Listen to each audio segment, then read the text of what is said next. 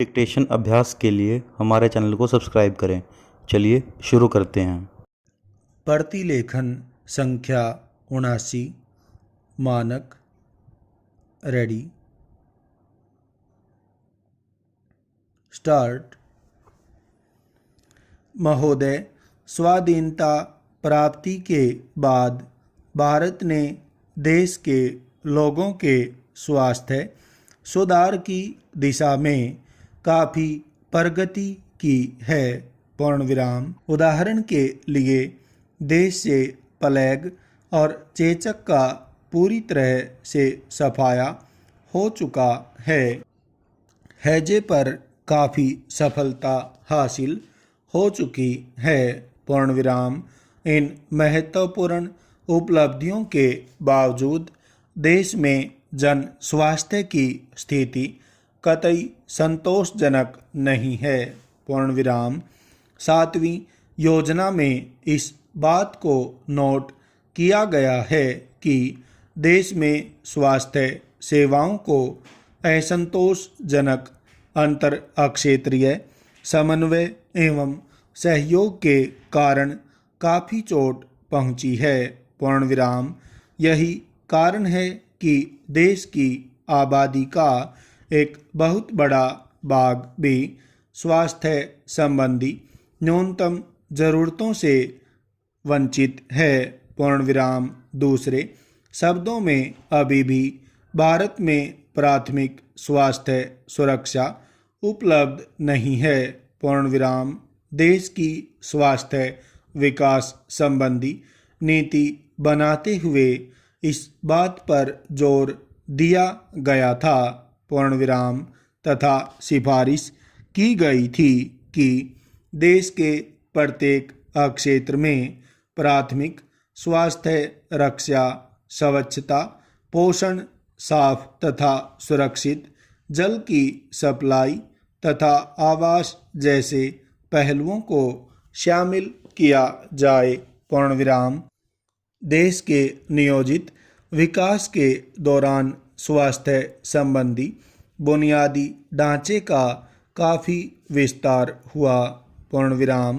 अब तक स्वास्थ्य के उपकेंद्रों, प्राथमिक स्वास्थ्य केंद्रों, सामुदायिक स्वास्थ्य केंद्रों, अस्पतालों और औषधालयों की संख्या में काफ़ी बढ़ोतरी हो चुकी है। पूर्ण विराम। यद्यपि स्थूल दृष्टि से देखा जाए तो पता चलता है कि देश में अस्पतालों का काफ़ी विस्तार हुआ है, लेकिन बारीकी से और बढ़ती हुई जनसंख्या के अनुपात में देखा जाए तो यह विस्तार नगण्य दिखाई देता है। पूर्ण विराम। दूसरी ओर विभिन्न राज्यों के आंकड़ों का तुलनात्मक विश्लेषण करने पर यह संकेत भी मिलता है कि विभिन्न राज्यों में स्वास्थ्य सेवाओं में एक रूपता नहीं मिलती। पूर्ण विराम। कुछ राज्यों में तो स्वास्थ्य सेवाएं संतोषजनक कही जा सकती हैं, लेकिन कुछ ऐसे पिछड़े हुए राज्य भी हैं जिनमें स्वास्थ्य सेवाओं का बिल्कुल अभाव बना हुआ है। अतः इस संबंध में बहुत बड़ी असमानता बनी हुई है। पूर्ण विराम। उदाहरण के लिए इस मामले में पंजाब का स्थान सर्वोच्च है, जहां प्रति 1 लाख आबादी के लिए 128 डॉक्टर हैं, जबकि मध्य प्रदेश सबसे पिछड़ा हुआ है, जहां पर 1 लाख लोगों के पीछे केवल 8 डॉक्टर हैं। पूर्ण विराम। भारत सन 2000 तक सभी के लिए स्वास्थ्य के विश्वव्यापी लक्ष्य में भागीदार है।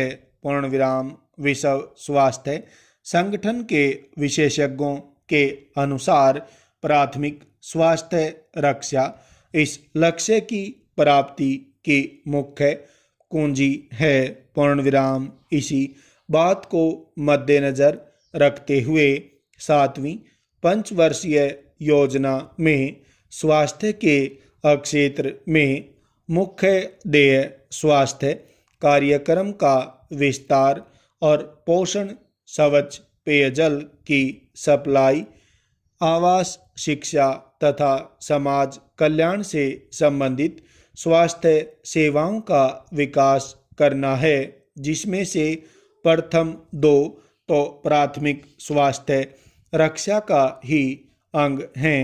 पूर्णविराम। सरकार की राष्ट्रीय स्वास्थ्य नीति का मुख्य उद्देश्य स्वास्थ्य सेवाओं को लोगों के घर घर तक ले जाना है। पूर्णविराम। लेकिन पोषण संबंधी किए गए एक सर्वेक्षण में यह पाया गया है कि देश के 50% परिवारों के भोजन में कैलोरी तथा प्रोटीन दोनों की बहुत कमी होती है। पूर्णविराम। इससे साफ जाहिर है कि देश का एक बहुत बड़ा भाग कुपोषण और अल्प पोषण का शिकार है और यही एक ऐसा पहलू है जो सभी के लिए स्वास्थ्य के लक्ष्य में बाधक है। पूर्णविराम। अतः आवश्यकता इस बात की है कि सबसे पहले प्रत्येक व्यक्ति को पेट भर अच्छा भोजन मिले। पूर्णविराम।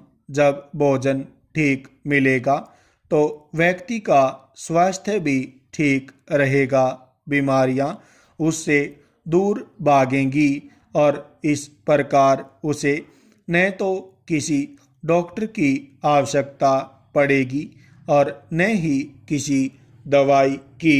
पूर्णविराम। अतः मेरा सरकार से अनुरोध है कि नए नए अस्पताल खोलने के साथ साथ इस बात का प्रमुख रूप से ध्यान रखें कि लोगों को खाने को अच्छा भोजन मिले जिसमें मिलावट बिल्कुल न हो। पूर्णविराम।